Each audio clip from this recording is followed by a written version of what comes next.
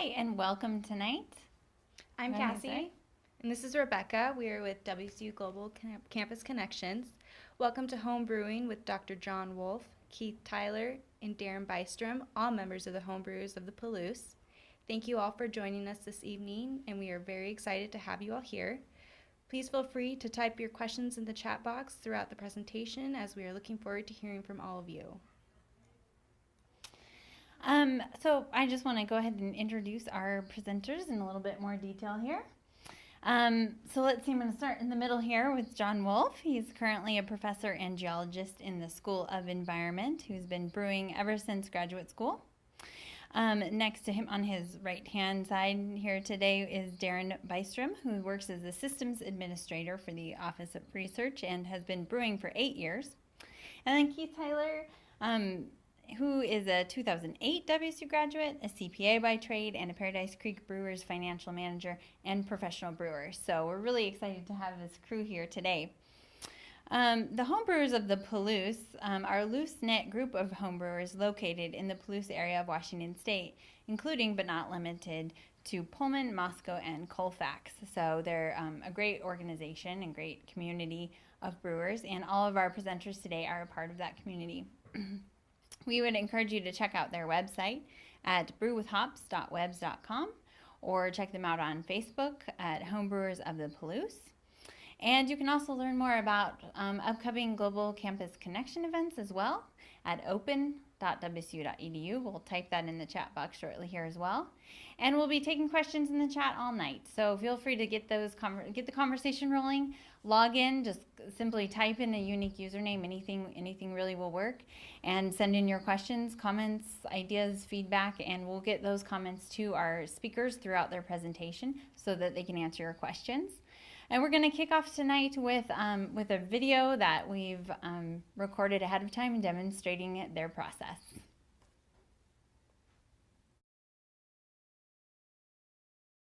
This is the first step here. We're drawing our water for brewing the beer through a filter here. That's mainly to get rid of chlorine.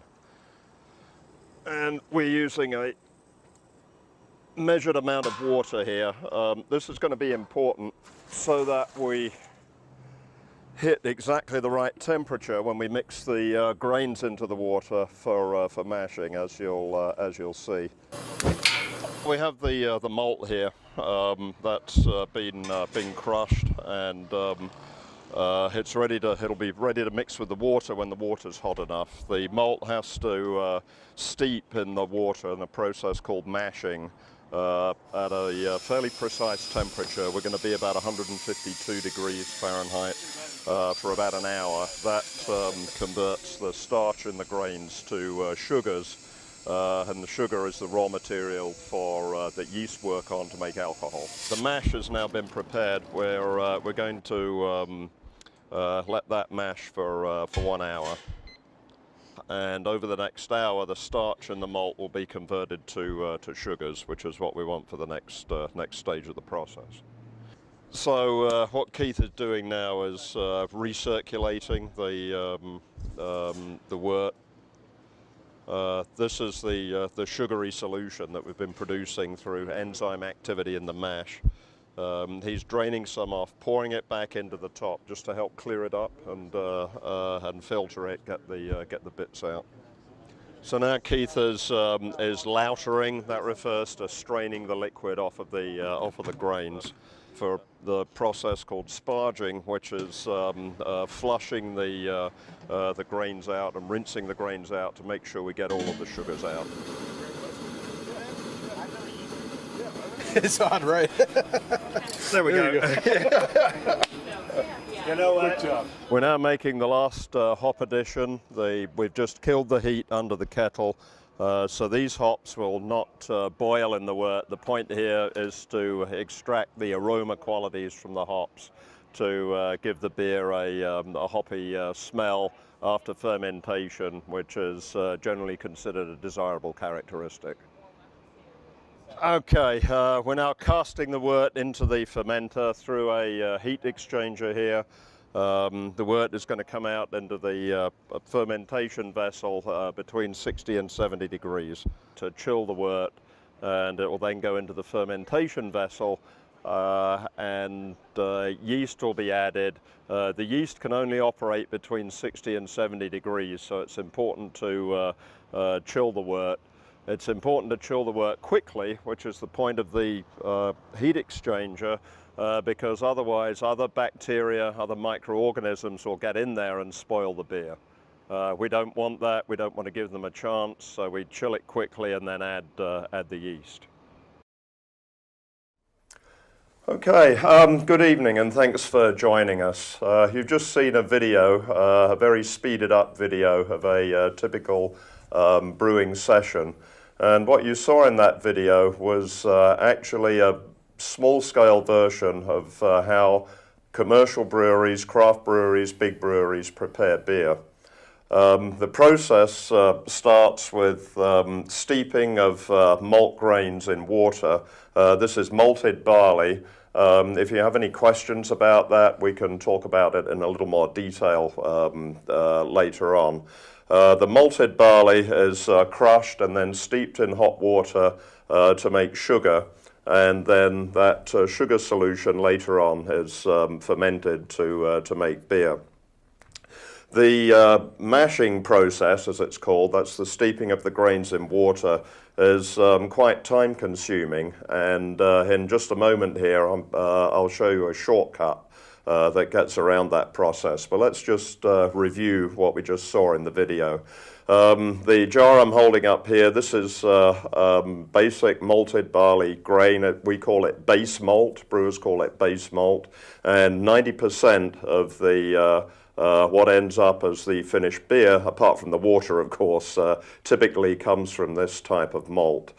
The different types of beer and their flavors and colors are produced by using small amounts of other kinds of malt. What I'm holding here in my hands are two examples of crystal malt or caramel malt. The one on the in my right hand here is relatively light colored. The one in my left hand is relatively dark colored.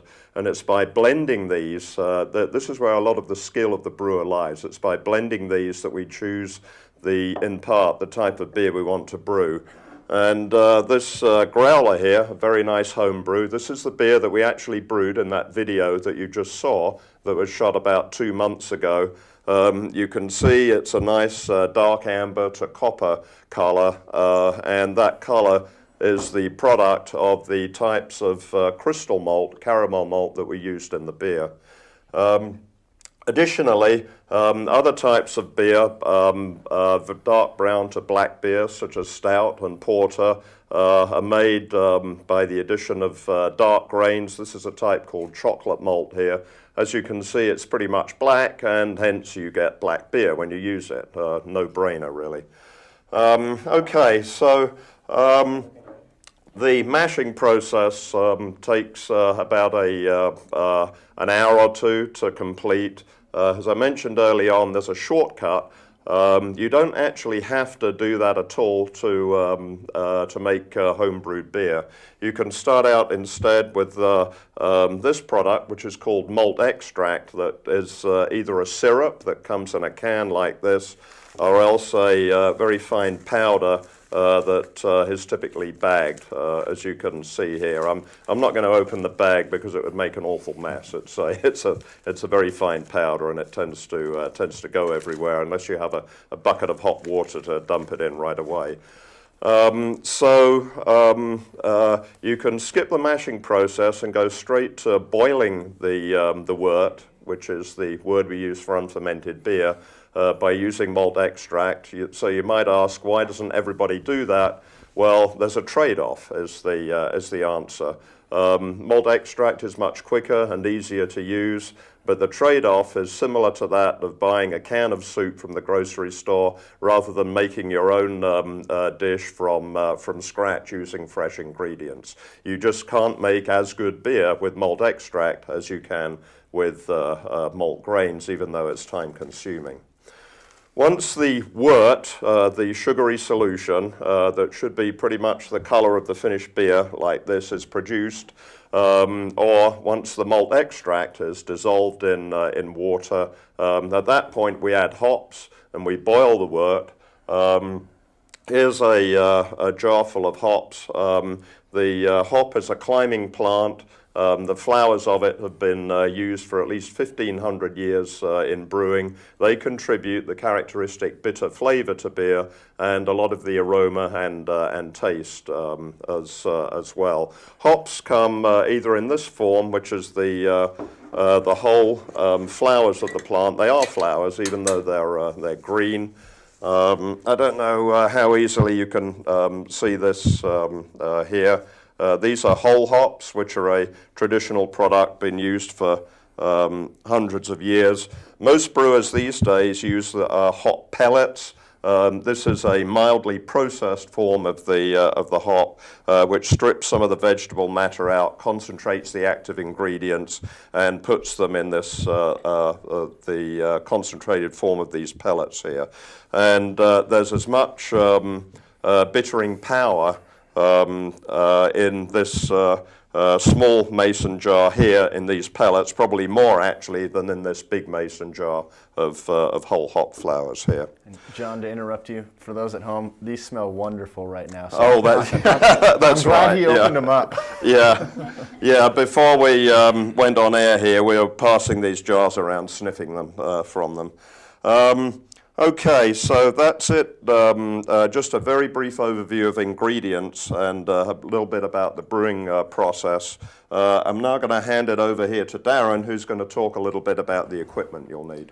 Well, John mentions the mash, and there's a number of pieces of equipment that a home brewer can use to facilitate the mash. But traditionally, a home brewer will use a cooler, and we brought a couple examples here that have some different types. You'll notice the large round igloo cooler. It does a great job. Generally, it holds mash really well, and it gives you a great ratio on the height to width of the grains. So later when you're adding water and it's draining out the bottom, it interacts with the grains quite well.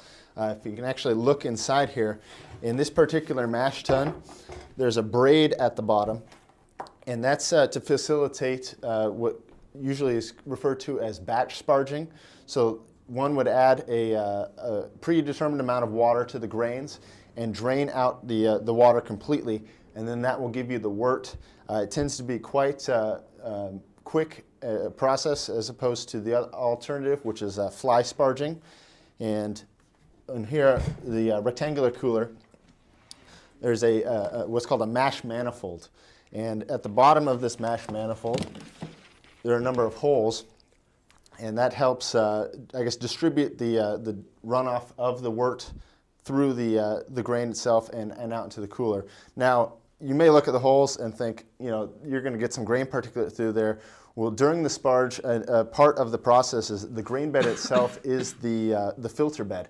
So you'll recirculate a couple times to remove any and all grain particulate, and then you end up with a clear wort at the end of the product. Now, if you're thinking, hey, I'm new to brewing, I don't feel like going through all this complex, dealing with the grain, dealing with the mash, you can jump right to the malt extract that John mentioned. And if you just heat up a predetermined amount of water in the kettle and add that malt extract to the kettle, you effectively have made the same wort that you would have made during the mashing process.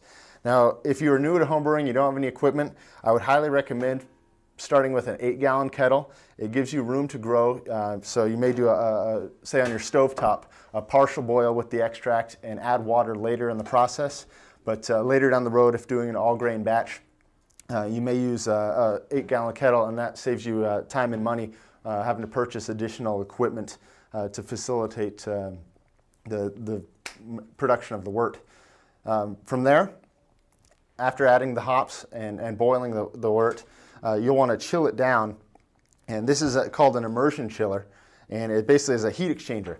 So cold water runs through the copper, inside the copper coils, which is placed inside the kettle and where your wort is, and then that will chill down the wort to what would be a safe pitching temperature for the yeast, because yeast is a living organism. It's temperature tolerant or intolerant, depending on how hot it goes.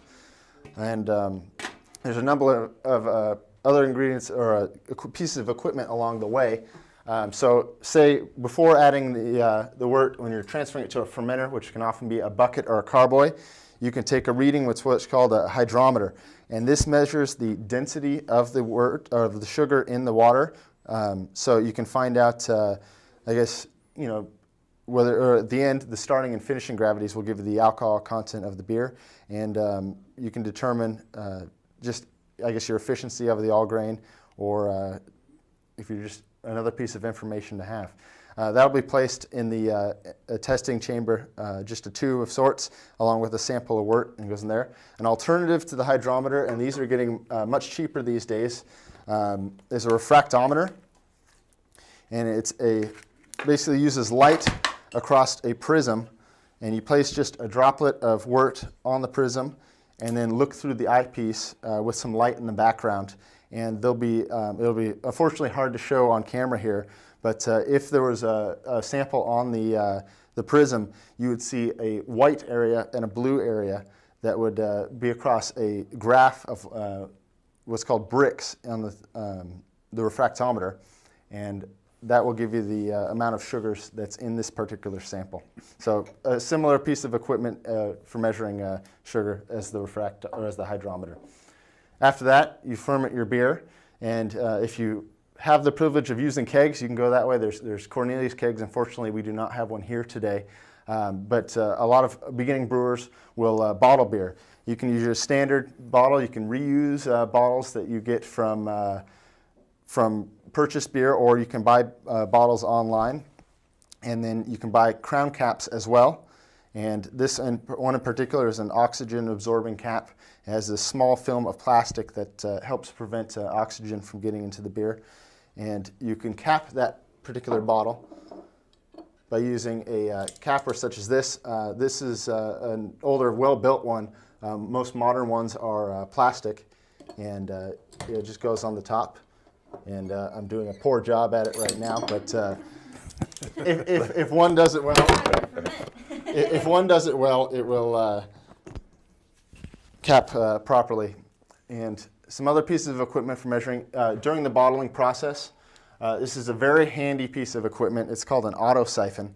So you would stick that in your fermenter, and you can lift up, and during the lifting process, it will bring up a sample of wort in the bottom, and you push that down, and a tube attached here through that process will automatically start your siphon and save you time from having to either contaminate the tube on the other end by sucking on that tube, or using water or sanitizer within the tube to get the starter going. So it's a very handy piece of equipment.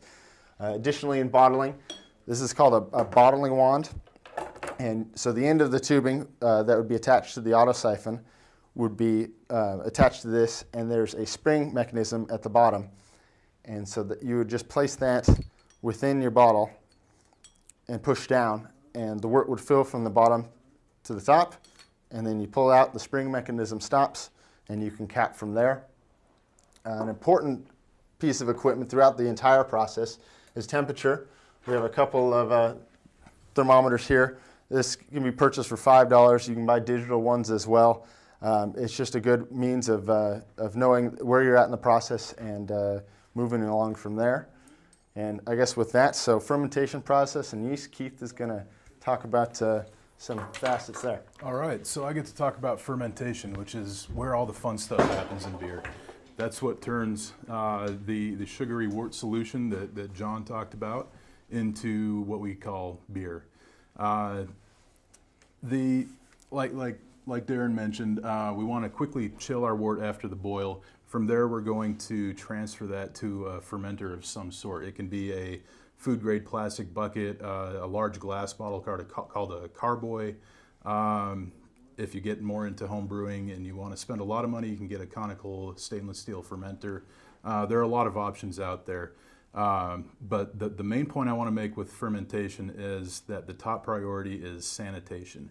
Now, there's a difference between cleaning and sanitation, and I want to point out that the difference in meaning there, because they have vastly different consequences in home brewing. Cleaning, if you want to start out with your brew, just making your pot shiny, getting all the gunk out from the last brew, and and scrubbing it down. That is a clean kettle, and you're going to be okay with that on the hot side on the first half of the brew, because your boil is going to sanitize anything that comes in contact with it. The difference between cleaning and sanitation is cleaning gets the stuff that you can see. Sanitation gets all the microorganisms, the bacteria, the wild yeast that you cannot see. There are a couple of methods that are common among home brewers. Like I mentioned in one, the boil will sanitize your wort and your kettle and anything that it comes in contact with. So heat is one means. The other means is chemical sanitation. There are a lot of chemical sanitizers out there. Let me see. Iodophor is a popular one. It's an iodine-based sanitizer. Not my favorite, and I think not our favorite, because it tends to be hard to rinse out, and if there's even the slightest amount in the finished beer, you're going to taste it. I wouldn't recommend using bleach. That seems to be a popular one within beginning home brewers. Keith, it was popular, especially about 20 years ago when there weren't too many alternatives. But yeah, but that's another one that's hard to rinse out. It reacts poorly with stainless steel. I don't recommend using it at all, and I think these guys would agree. This sanitizer, Star San, is probably the most popular sanitizer with home brewers right now. It's a weak phosphoric acid solution. Basically, it takes no rinsing. It just has to come in contact with the surface to be sanitized for about 30 seconds. You can pour it out at that point, and your vessel, your fermentation vessel, or whatever equipment you're using is ready to go. I would say do pay attention to the sample that you're supposed to add to the water to sanitize. While it is mentioned among homebrewers that it's a no rinse sanitizer, that only works at the proper concentration. So if you overdo it, it won't be as it might come through in the beer, and you don't want that. So follow the instructions on the bottle. Let me see, where were we at? So once you have your equipment sanitized, you have your auto siphon, your tubing, your carboy or bucket or whatever you're using to ferment in, sanitized and cleaned. You're ready to transfer into the fermenter. So go ahead and take your auto siphon. Once it's chilled, the wort is chilled, you can transfer into your fermenter. At that point, you're ready to pitch your yeast. And again, there, like everywhere else, there's a lot of different options. This is a dry ale yeast, Saf Ale US-05, which is a popular American-style ale yeast. It's very forgiving and a clean fermentation without a lot of byproducts. There's also liquid yeast options out there. Y yeast and White Labs are the most popular.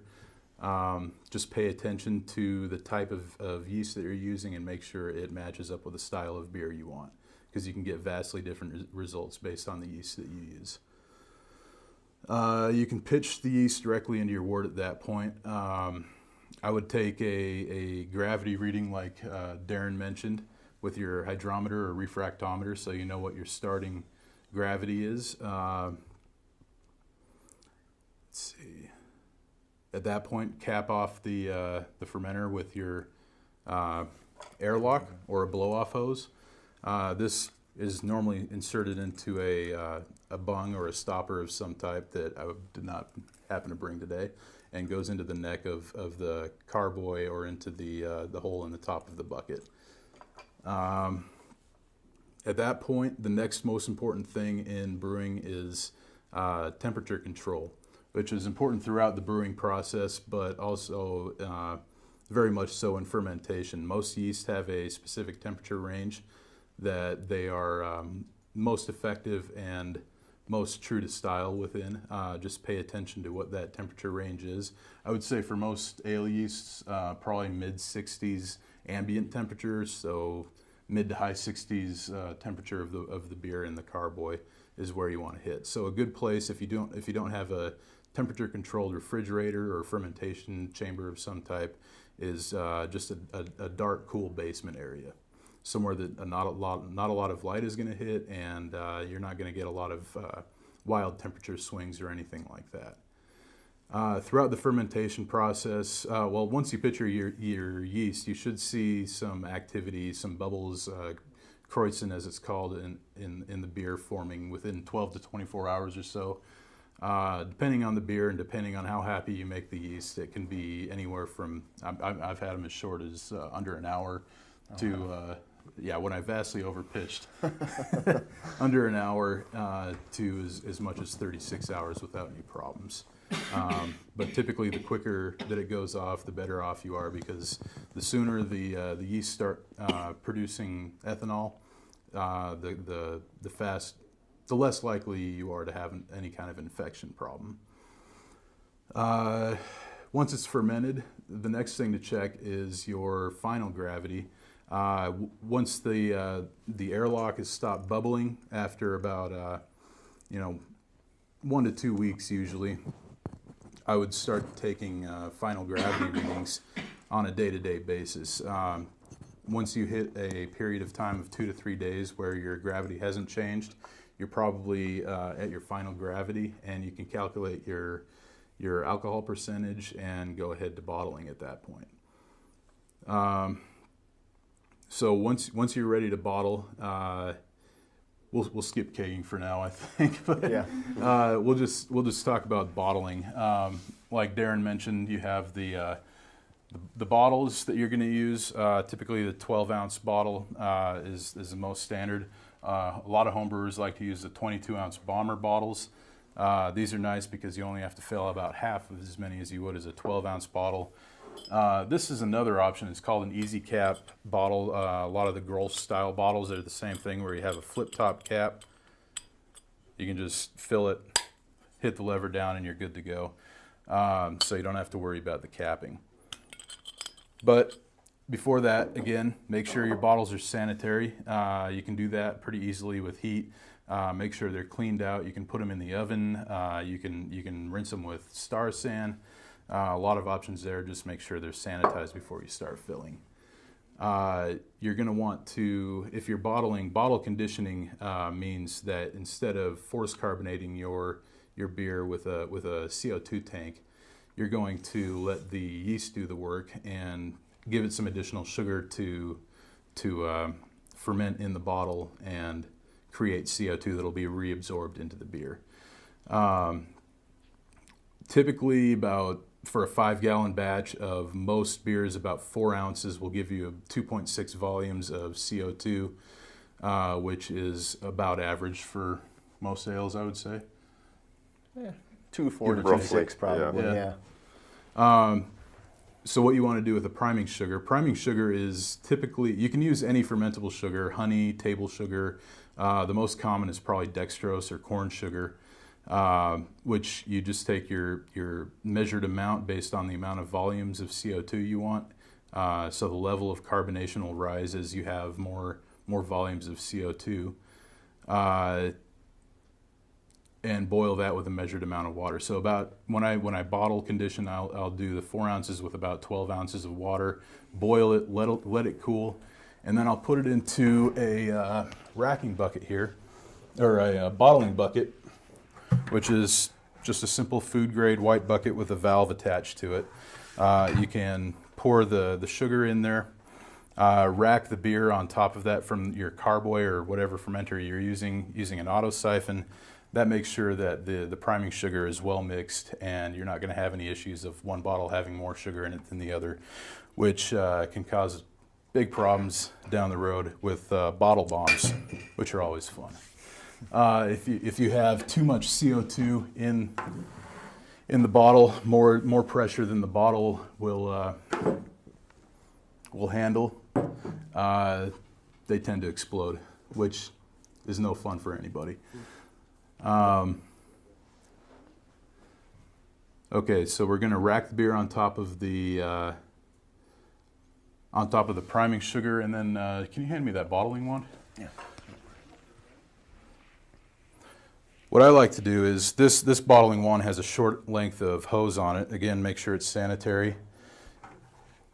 You can attach this right to the valve on the bottom of the bucket, which obviously I haven't done on this bucket because it doesn't fit.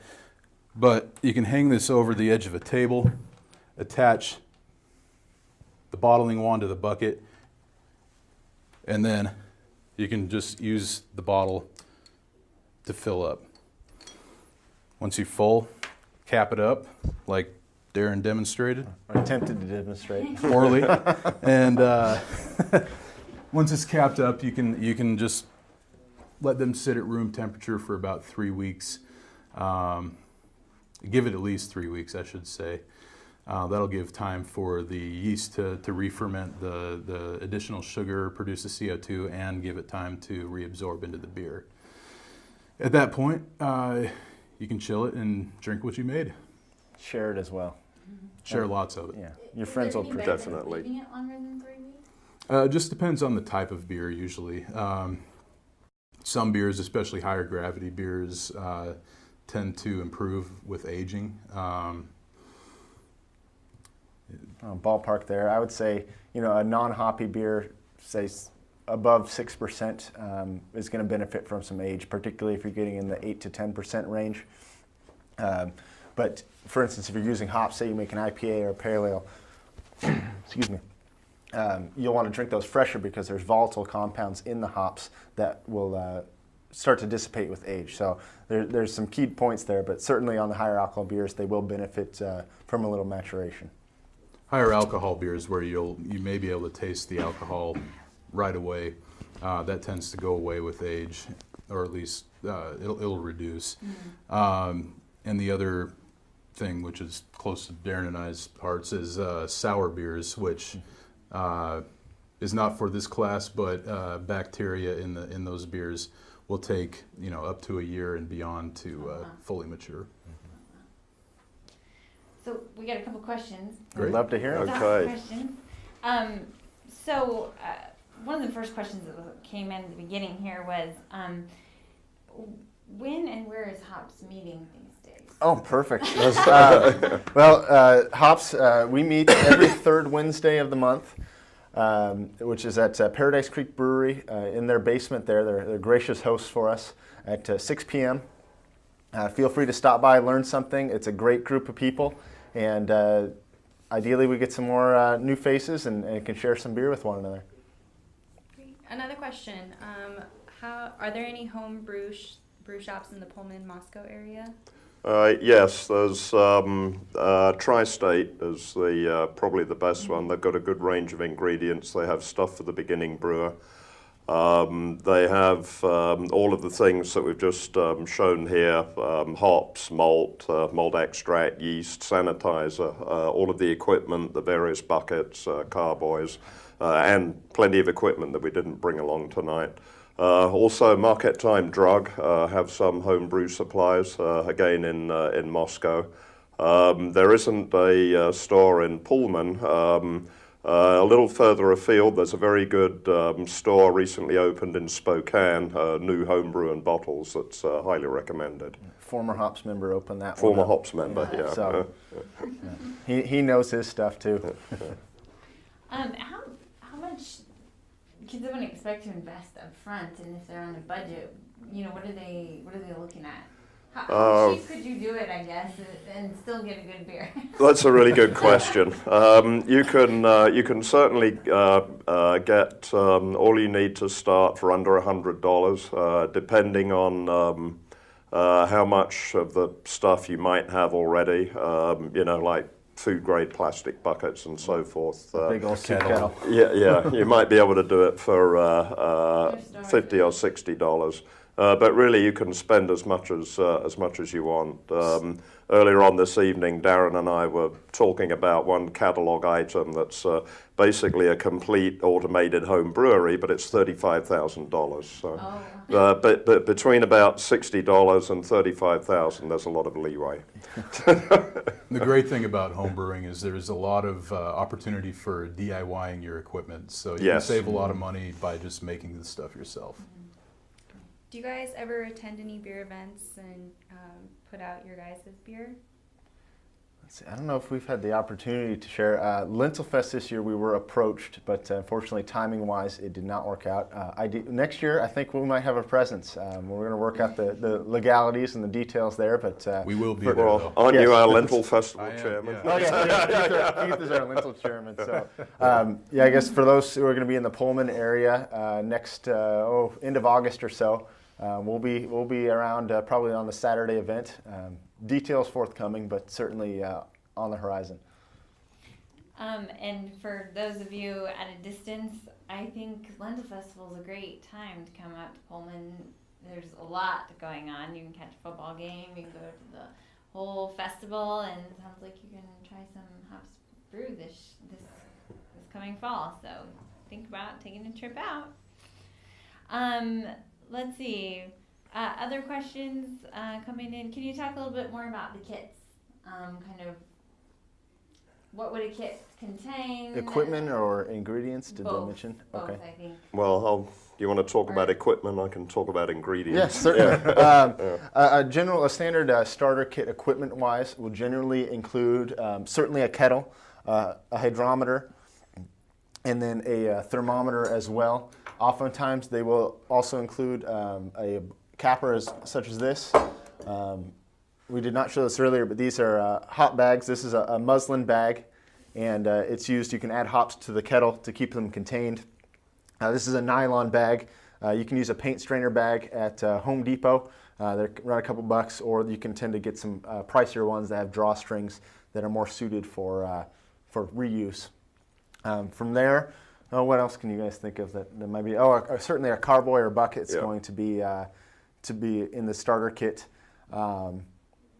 A lot of them come with all of the equipment, all the basic equipment you'll need to do a partial mash or an extract brew.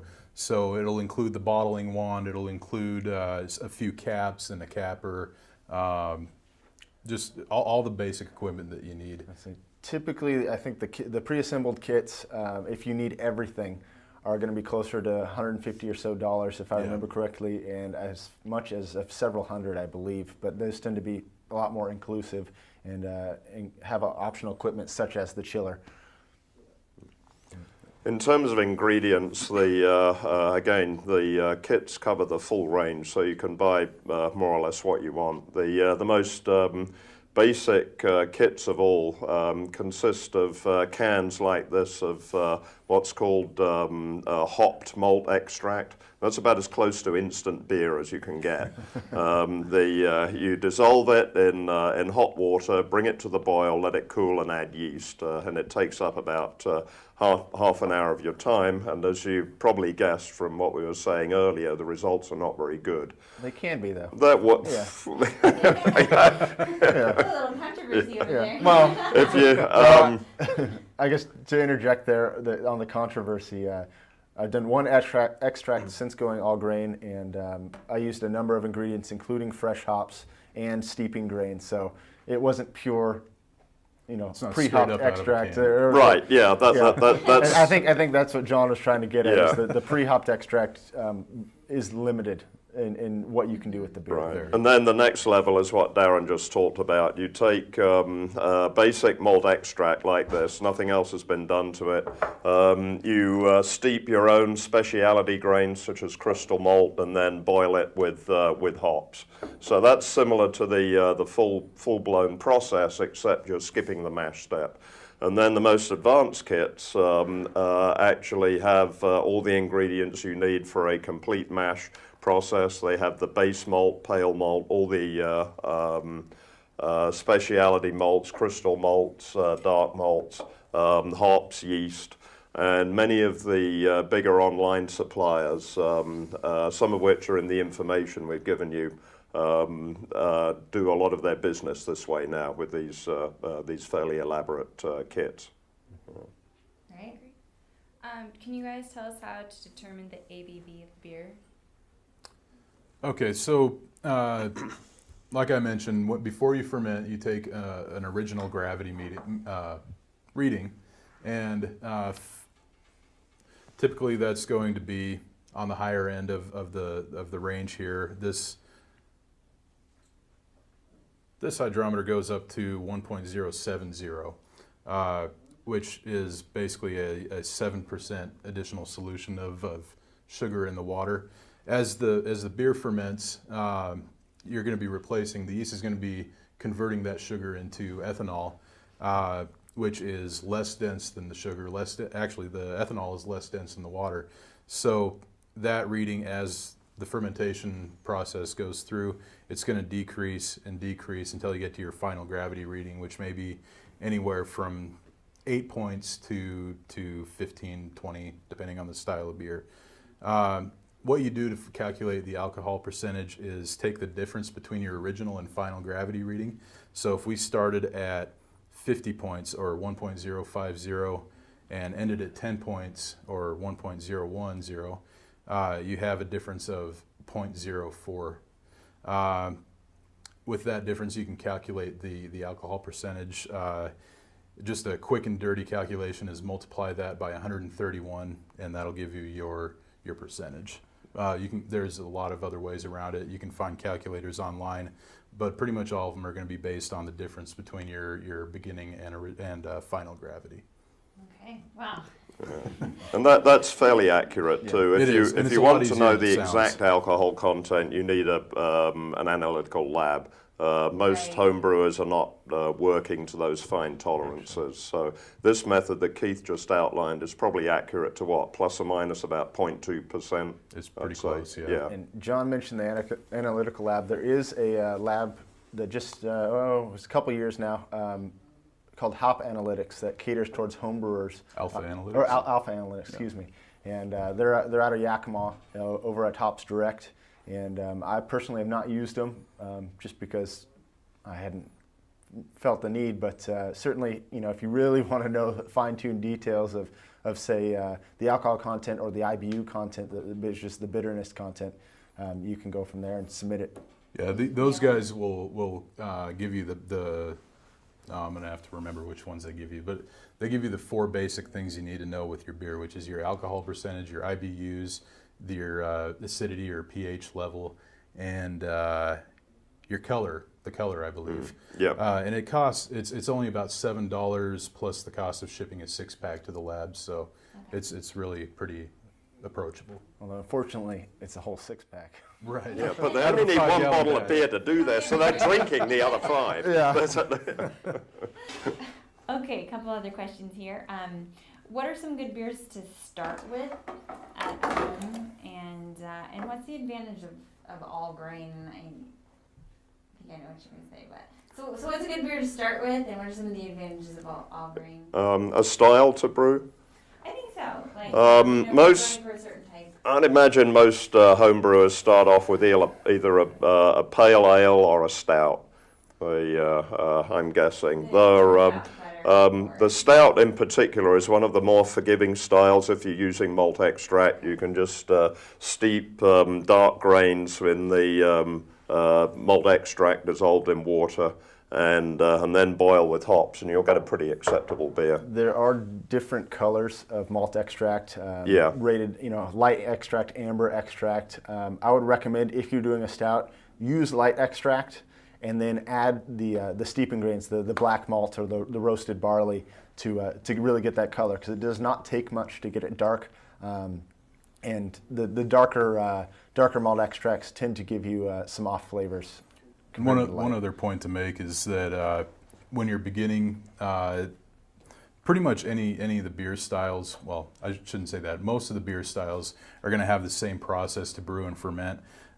So they're not necessarily going to be one's going to be more difficult than the other, but the darker beers, the porters and stouts and whatnot, will be more forgiving on flavor than the paler beers. That said, I'd also start with probably a medium to low gravity beer. The higher the gravity is, the original gravity that is, the more attention it's going to take, the more detail you have to pay attention to really crank out a good beer. On that note too, I'm losing my train of thought, but I had an idea.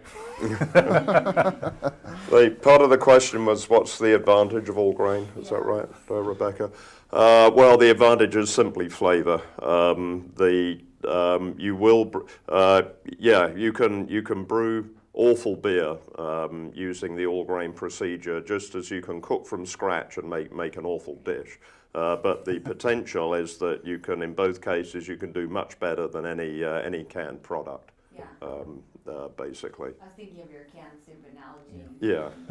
Plus, it's a lot more fun. Oh, and I did remember what I mentioned. I would say for starting brewers as well, start with an ale rather than a lager. Yeah. Good point. A lager is going to be a more difficult beer because more flaws might show up through bad practices, and it will certainly require temperature control during fermentation and aging to make a quality product that you would really call a lager.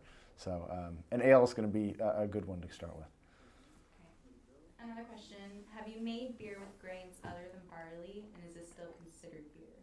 If you do that. Yes. Yes. A typical one that, several folks will use either malted wheat or oats, either flaked oats or rolled oats as an option. Those are what's called adjuncts. You can also use flaked maize or rice as well, gelatinized rice. Basically, any type of starch that might be able to be converted to sugar. If you are going to use those particular ingredients, the adjuncts, you will need to mash as they are not soluble in water. Yeah, you just have to pay attention to the characteristics of the grain that you're using. But yeah, anything that's a starch, typically you can ferment. I've made a malt liquor out of packing peanuts. Cornstarch packing peanuts. So you can do it. But I wouldn't recommend it, but you can do it. What does that taste like? Like malt liquor. It was better than Old E, but just barely. Okay, so I should say, there quite a few people have been asking, what are your favorite styles of beer? We've gotten that question a couple times in different forms. I think people are wanting to know what you guys like. Well, I think probably this is the same for all of us, but my taste change as I evolve as a brewer, and different times of year I like different beers, but I've really been getting into brewing the sours of any type. It's a lot of fun, and it adds a different level of complexity with the different yeasts and bacteria that you use to create the beer. I agree with Keith there. Certainly the time of year will change. Like right now, weather's getting cold. A stout just sounds, nice and drinkable. Keep warm. At the same time, spring comes around. Maybe a nice pilsner. It just depends on how the weather's going. And I'm with Keith there. I've been brewing sours for a few years now, and they add a good level of complexity and difficulty that just something to experiment with, something new, and you get a whole different beer out of it. It's not for the beginning brewer unless you're really really looking for a challenge, but they're fun to do. I'm going to buck the trend here and say you can drink any style of beer at any time of the year. I have greatly enjoyed pints of 11% ABV Imperial Stout when it's been 100 degrees outside. Let's see here. What exactly makes a higher alcohol content beer? Is it, it's kind of a more general question. The hops, I know IPAs are generally higher. That is not a function of the hops, actually. The hops are there purely for bitterness and flavor and aroma. The alcohol percentage is dependent entirely on how much fermentable sugar you add to the wort. So the more grain or the more malt extract you have to start with, the higher alcohol percentage the beer will be. And when someone asks, do you need to treat the water before brewing it? John? That's a really good question. And the answer is yes, no, and maybe, depending on where you live and what style of beer you want to brew. Here on the Palouse, we have fairly clean water, but it does have some carbonate in it. And that style of water is actually ideally suited for brewing stout and porter, because these black grains that are a essential part of stout and porter have some acidity. They have chemical properties that neutralize the alkalinity that comes from the carbonate. Alkalinity you do not want, because it'll mess up the mash. You can't mash the malted barley properly if the water is too alkaline.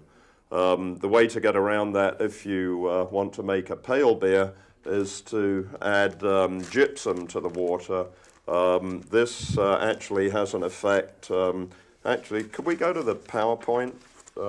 here, and it's slide 7. Okay. Slide 7 on the PowerPoint, please, James. What happens when you add gypsum to the water is the pale malt produces phosphoric acid in small amounts when it's mashed. But phosphoric acid by itself is not very acidic. You've got to kind of liberate the acidity out of it. Adding gypsum, which is a naturally occurring mineral, it's dissolved in many waters, including in famous brewing areas such as Burton-on-Trent in England. The calcium in the gypsum reacts with the phosphate. And for those of you with some chemistry background, the calcium phosphate is insoluble, that precipitates, and it leaves hydrogen ions in solution. Translated, what that means is that brings the acidity of the mash into the range which is optimum for converting the starch in the malt to sugar. If you're interested in these things, there's a few steps you can take. You want to get a water analysis from your local authority, which they have to provide free by law, and look at the total hardness in the water and the carbonate hardness.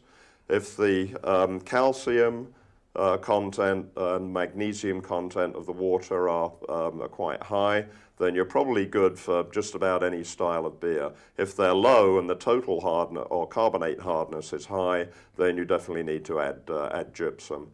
Again, there are many resources that can help you with this. The John Palmer's online book, How to Brew, lays all this out in great detail. One additional point I'd like to make is that obviously the water treatment can get as detailed or complex as you'd like, but at the most simple level, and one thing that's very common around here in Pullman or on a lot of municipal water supplies is chlorine and chloramine. Oh yeah, that's which a good point. They'll bind with other compounds in the beer, be processed by the yeast and create polyphenols that you don't want in the beer. It just tastes nasty. So there are several ways of getting around that. You can take the water that you're going to mash with and let that sit overnight. You can boil it, which will drive off the chlorine. Chloramine is a little tougher. You can either filter that out with a carbon water filter, or use Camden tablets, it's just potassium metabisulfite. Which you can just let sit in the water, and it'll drive the chlorine and chloramine off by itself. 1 tablet per 5 gallons is plenty. More than enough, yeah. Yeah. It doesn't take much. Okay. I like you're like and you like throw out this long. That's a simple one. There you go. Throw tablets in the water; it'll take care of everything. Yeah. I mean, We have one question. So since you do your home brewing, do you find yourself critiquing other beers, and do you find inspiration from other home brewers or small market brewers? Both. Yep. Absolutely. You're always looking for something new and exciting, certainly Yeah. when you've tried a lot of styles. And so when a home brewer or a craft brewer comes out with something unique and interesting, it's fun to try it, and it's fun to go, I wonder how they did that, and you think about it, and you try and put something together maybe to mimic it and go from there. You also learn a lot from even the bad beers. You learn what not to do, and we've all had the case where, at a homebrew meeting or elsewhere, you taste something off in the beer, like, oh, they used iodophor, or there's some green apple or Band-Aid flavor in that. Diacetyl. Yeah. Diacetyl, yeah, or it tastes like popcorn. Yeah. So it's a learning process anytime you drink a beer, really. Okay, so we've got kind of a specific question here. Smith says he currently brews with a 1 gallon setup that's all grain from a Brooklyn brew shop and wants to upgrade to a full 5 gallon set with a keg, but should he immediately jump into all grain? Or hold on. I think that if brewing is a hobby that you're going to be into and you're going to be doing it for a while, I would just buy it once rather than slowly step up and get the equipment piecemeal. figure out what you want to get and where you're going to want to be, which is almost impossible. Yeah. But if you know you want to do a 5-gallon all grain setup, then I would jump right into the all grain. I guess just to run through it, you guys, I know I piecemealed a little bit starting in the beginning. I wish We I all would, do. I wish I would have started with 10 gallons, but certainly that wasn't feasible cost-wise at the time. Yeah, it's like any other hobby, you know. You start small and get bigger if you decide you like it. Okay, can anyone come to a hops meeting and learn, or do you have to be actively brewing? Everyone can come. Anyone can Yeah. come. Pretty open. Yeah. Yep, Ideally, absolutely. you know, if you haven't brewed beer before, stop by, learn a thing or two, and then we'll hopefully motivate you to go and brew your own. And then please bring it back and share it, because, you know, that's the fun part. And we certainly have 1 or 2 people that come to meetings Right. somewhat regularly that have never brewed a batch in their life. They just enjoy beer. Yeah. And we can help you brew your first beer. Yeah. Yeah. Yeah, we've done a number of brewing demos in the past, both extract and all grain. Most of our core members tend to be all grain brewers, so that's what we've been brewing lately. But you know, if anybody wants to come out and they say, "Hey, I'd really love if you could show us an extract beer," we can put something together and involve you in it. It can be your first beer if you want, and we'd love to share our knowledge. That's pretty cool. Okay, so we're running short on time here, so I'm going to squeeze in one last question before we go to our final video. And that is, since you guys homebrew, do you find that drinking the processed stuff through maybe larger companies, kind of those big beer producers, are not as good as the home brews? Again, it depends. I don't know. Between us, it's probably what 30 man years since we actually drank a Budweiser. This is sacrilege, but I enjoy a Coors Light in the summer. I'll give the big guys credit. Yeah. Their ability to make consistent beer at that quantity day in and day out Yeah. is a magic. feat. I mean, as a home brewer, you can make one batch and you can make it again, you know, the next day, and they can ferment next to each other and all that, and they might be different, and that's just dependent on, you know, variables throughout the whole process, and the big guys have it dialed in. Now, whether or not I enjoy drinking it so much, yeah, I'll give them credit for making, you know, a consistent beer, but I prefer some other styles. But this right now, we're in a golden age of beer in America. There's never been so many such good beers in the history of the United States as right now. There are literally thousands of craft breweries just producing superb products. Yeah, I'm from Colorado, and Well, yeah, yeah, the other ground zero. Yeah, exactly. right. So I mean, we lived in Longmont, which was, you know, kind of in the middle of it all, because we had a Fat Tire, Left Hand, and then, you know, Oscar Blues. and then, Yeah. in my hometown, Nice. and then we've got the big ones too, you know, Big Golden, and then right off the I-25 highway. So kind of, I totally can see why you're saying that, John. Okay, well, that is kind of going to wrap us up tonight. Thank you so much for coming. We're going to go out with a little clip that we made, getting last words of all the brewers as we interviewed them during their live demo a couple of months ago. So thank you again for attending. Feel free to continue chatting for the next few minutes here, and check out more of Global Connections events, and check out the Home Brewers. Sounds like they meet regularly, and I go ahead and include their information in the chat as well. So thanks again for coming.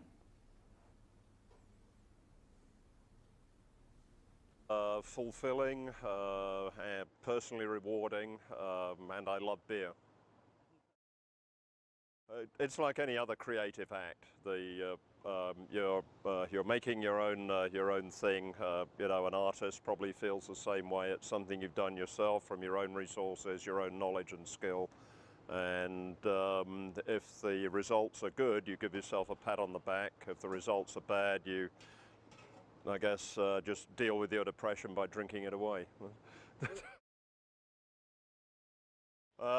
Most difficult is that it's, if you're doing the brewing as we are here, this is, what we're doing here is in micro what any commercial brewery would do. And it's a little bit time consuming. For the hobbyist, there is a shortcut that we'll explain here pretty soon. that involves the use of a substance called malt extract. What we've done up to this point, in fact, is just make malt extract. Yeah, it's the time involved is probably the most difficult part. But it's if you get a good product, it's worth it. Oh yeah. The worst beers for most home brewers, the worst brewing experience is when a batch gets infected with microorganisms that you don't want, and that can result in just undrinkable beer. So you pour it out. I've had that happen a few times. The best experience is when you brew a beer that you know is world class. You know, I don't really have a favorite. I like pretty much all beer except maybe some dodgy fruit beers. But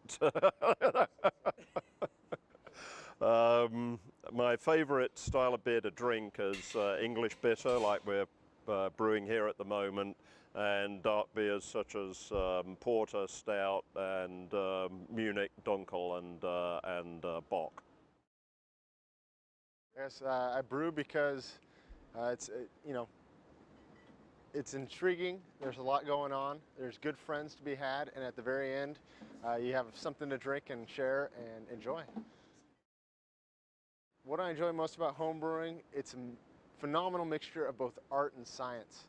You have the creative side of things where you try and idealize what your beer is going to be, and at the same time, there's the science behind it.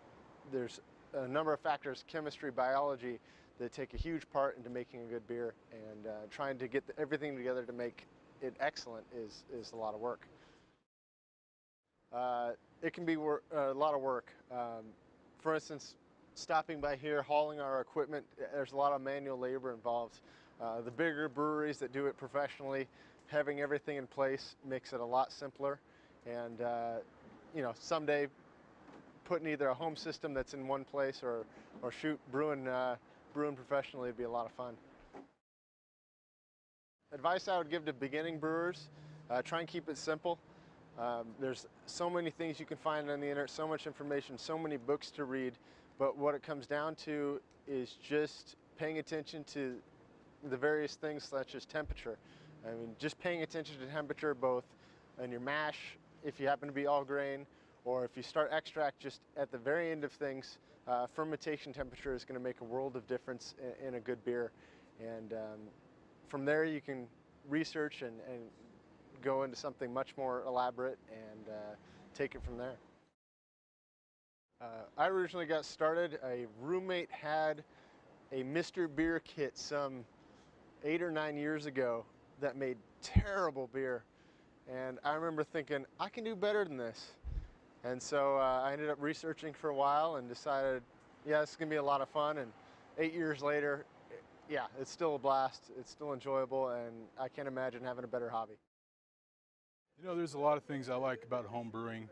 As they've said, I enjoy the science of it, the art of it.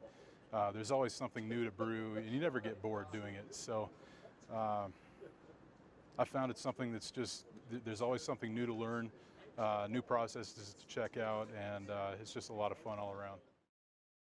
My favorite part about brewing is just learning new things every time. There's a lot of literature out there. There's a lot of other experienced people, and that's actually one of the best parts about brewing is just the camaraderie of the home brewing community. There's always people out there willing to help, willing to come by and drink a beer with you and show you some new things. You know, the worst part about home brewing is you're not having the space to keep expanding your hobby. You can spend as much money, get as much equipment as you want to do whatever you want to do with the hobby, but constraints are usually space and money, and they can get expensive. Well, this is slightly embarrassing 3 years down the road now, but I got started with brewing because I wanted to clone a Mac and Jacks. And looking back on that now, that may not have been the best one to try and clone, and I haven't done it since. But yeah, not being able to get Mac and Jacks at home or on in a bottle at the time was how I got started. Because it's the hobby that never ends. You know, you can learn as much as you can about any kind of hobby, but you're never going to stop learning about homebrewing. Every person that I come in contact with about homebrewing always sheds some new light on the subject, and it's like this ever-evolving hobby that just never ends. What I like most about homebrewing is being able to step back once the product's done, once we're done brewing and it's done carbonating and conditioning, and you get to reap the benefits of your sowing or whatever. The hardest part is definitely sanitation. Making sure that everything is as clean as you can get it is the key to making a good beer, and it's also the hardest part because infections are the worst part of brewing a beer. Don't get discouraged. It's like I made a bunch of really undrinkable beers. I've thrown out some batches when I first started, and not giving up hope. You know, it's a learning process, and the best thing that you can do is just power through those. I guess they would be the equivalent of like a C on a test or a D on a test, you know. You keep working and then you'll get the A. How did I get started? A friend of mine showed up with a kit and was like, hey, we're gonna brew some beer. And I said, well, I've got nothing better to do today, so let's do it. And it snowballed from there. It's a hobby that snowballs.